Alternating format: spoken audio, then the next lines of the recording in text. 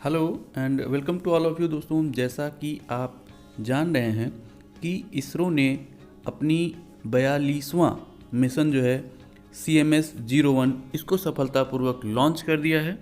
तो आज की इस वीडियो में हम चर्चा करेंगे CMS-01 की सफलतापूर्वक लॉन्चिंग की और साथ ही साथ वर्ष 2020 में अंतरिक्ष में जितने भी इम्पोर्टेंट मिशंस हुए हैं उनके बारे में भी हम डिस्कस करेंगे। CMS-01 यह इसरो का 42वां एक संचार उपग्रह कम्युनिकेशन सैटेलाइट है दोस्तों, और इसको हमारी जो रॉकेट है PSLV-C50 इसके साथ इसको छोड़ा गया है। और यह एक कम्युनिकेशन सैटेलाइट है जो कि भविष्य में भारत का जो अपना मेन लैंड है उसके अलावा लक्षद्वीप और अंडमान निकोबार द्वीप समूह इन क्षेत्रों में भी बेहतर संचार सेवाएं उपलब्ध कराएगा।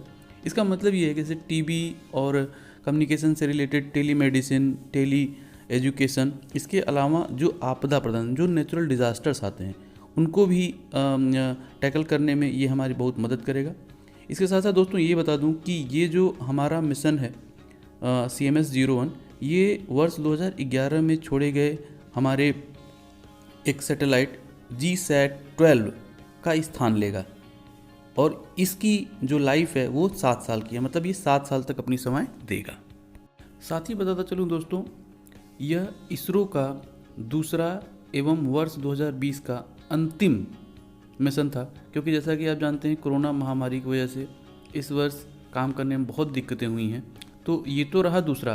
अब हम चलते हैं पहले की तरफ। तो पहला क्या था? EOS-1।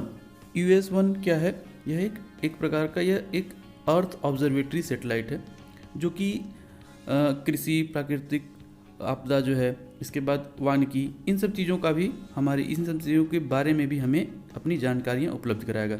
इसके साथ ही साथ बता दूं दोस्तों कि EOS-1 को हमारे रॉकेट PSLV-C49 की सहायता से लॉन्च किया गया था और इस रॉकेट के साथ साथ USA और लग्जमबर्ग देशों के 4 कॉमर्शियल सैटेलाइट्स, जबकि एक लिथुआनिया जो कि एक कंट्री है, यह एक बाल्टिक कंट्री है, तो इन लिथुआनिया का एक और लग्जमबर्ग और USA के 4 इनके भी कमर्शियल सैटेलाइट्स को भी इसके साथ लॉन्च किया गया है।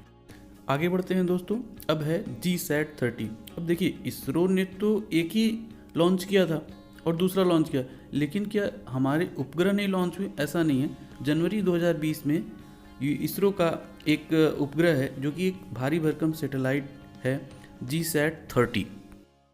इस सैटेलाइट को यूरोपियन यूनियन की कॉमर्शियल एक विंग है, वह एरियन स्पेस को फ्रेंच गेना दोस्तों आप शायद जानते हो कि साउथ अमेरिका में आप कभी उसका मैप देखेंगे तो साउथ अमेरिका के बिल्कुल नॉर्थर्न एरिया में आपको ये जगह दिखाई देगा, फ्रेंच गेना।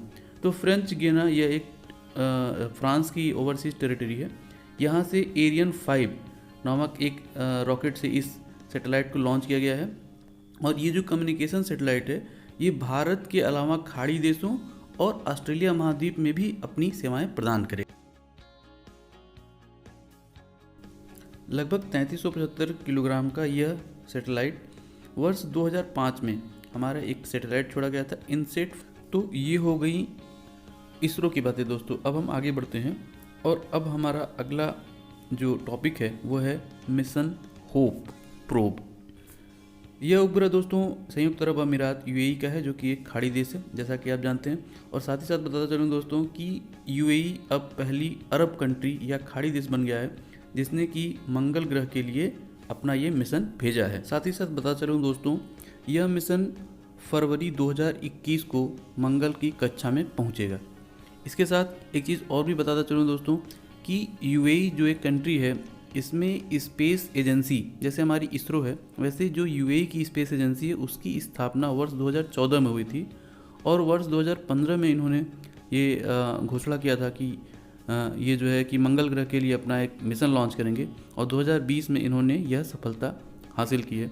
लेकिन अब आगे ये दोस्तों ये बता दूं कि अगर यह जो मिशन है जिसमें केवल एक ऑर्बिटर है, कोई लैंडर या रोवर इसमें नहीं है, अगर ऐसा ये सफलतापूर्वक अगर मंगल की कक्षा में स्थापित हो जाएगा तो ऐसा करने वाला UAE जो है कि दुनिया का मात्र 5वां स्पेस एजेंसी बनेगी।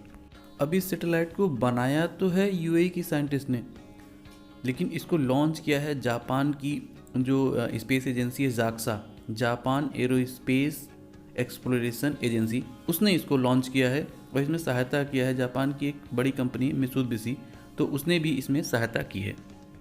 आगे बढ़ने से पहले दोस्तों बता दूं, अगर आप इस वीडियो पर नए हैं तो चैनल को सब्सक्राइब जरूर कर लीजिए। नीचे का जो सब्सक्राइब बटन है उससे चैनल को सब्सक्राइब जरूर कर लीजिए। आगे है तियानवेन-1। दोस्तों यह एक चीन का मिशन है मंगल ग्रह के लिए, जिसे 23 जुलाई 2020 को मंगल ग्रह के लिए छोड़ा गया है लॉन्ग मार्च 5 रॉकेट की सहायता से। और दोस्तों बताता चलूँ कि यह मिशन भी फरवरी 2021 तक मंगल की कक्षा में पहुँचेगा। जैसा कि मैंने पहले भी आपको बताया कि मंगल ग्रह के लिए यूएई ने भी अपना पहला मिशन लॉन्च किया है, तो चाइना ने भी अपना पहला मिशन लॉन्च किया है। अब दोनों की फरवरी में पहुंचेंगे, तो इसमें देखना दिलचस्प ये होगा कि 5वां स्थान कौन प्राप्त करता है। जो पहले पहुंचेगा सफलतापूर्वक उसे ही 5वां स्थान मिलेगा।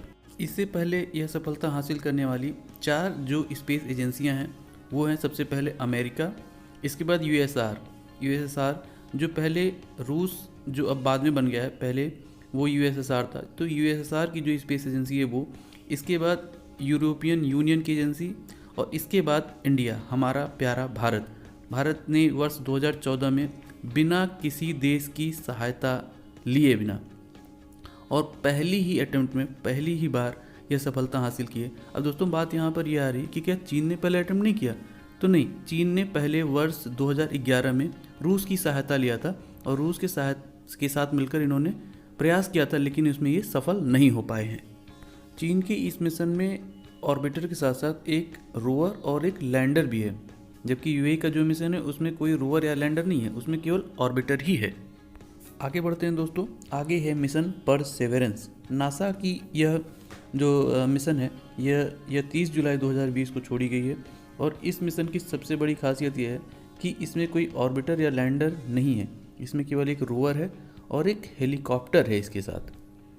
अगर नासा का यह मिशन सफल होता है तो नासा दुनिया की पहली स्पेस एजेंसी बन जाएगी जो मंगल ग्रह पर हेलीकॉप्टर उड़ाएगी। ये तो हो गई मंगल की बातें। दोस्तों अब आगे बढ़ते हैं और आगे है मिशन हायाबुसा 2।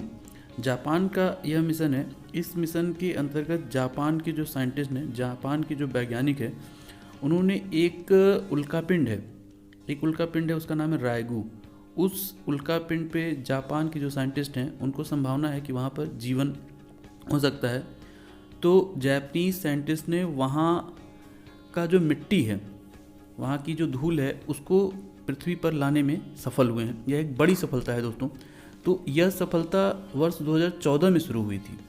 वर्ष 2014 से लगभग 3 करोड़ किलोमीटर की दूरी तय करते हुए इस मिशन ने वर्ष 2018 में यह उस जो उल्कापिंड है उसकी कक्षा में पहुंचा था और इसके बाद वहां पर ब्लास्ट किया और ब्लास्ट करने के बाद वहां पर जो है कि वहाँ जो भी उनको मिट्टी इकट्ठा करनी थी तो वो इकट्ठा किया और वापस जो है पृथ्वी की ओर चला।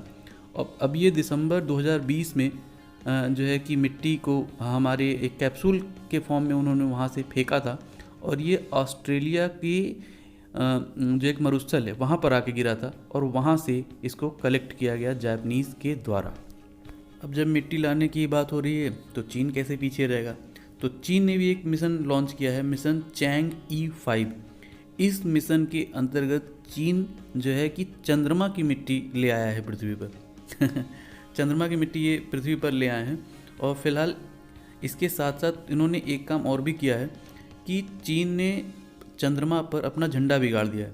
तो ऐसा काम करने वाला चीन दुनिया का दूसरा देश बन गया है अमेरिका के बाद। अमेरिका ने यह झंडा गाड़ने वाला जो काम है वह वर्ष 1970 में ही कर दिया था। इसके साथ ही साथ बताता चलूँ दोस्तों कि चीन ने अपना पहला 6G सैटेलाइट भी लॉन्च कर दिया है। 6G सैटेलाइट लॉन्च करने वाला चीन दुनिया का पहला देश बना है।